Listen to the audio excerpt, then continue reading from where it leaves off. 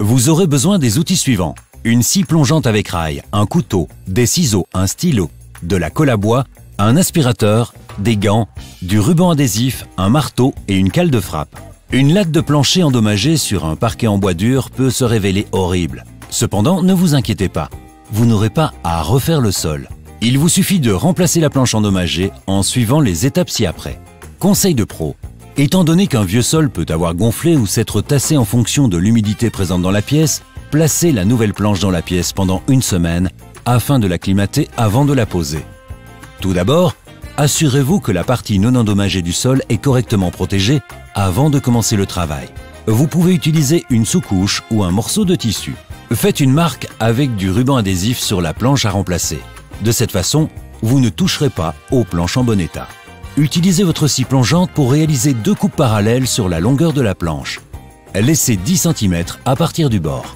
Réglez la profondeur de votre scie plongeante afin qu'elle corresponde exactement à l'épaisseur de vos planches de parquet, et ce, afin d'éviter de couper la sous-couche ou le sous-plancher. Sciez à partir des coupes réalisées à la moitié jusqu'à l'angle des planches en vous rapprochant le plus possible du bord. Soulevez la première section de la planche à l'aide de ciseaux. Faites de même pour les sections restantes de la planche endommagée.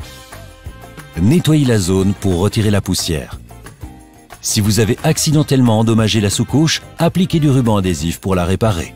Il vous faut désormais préparer une nouvelle planche.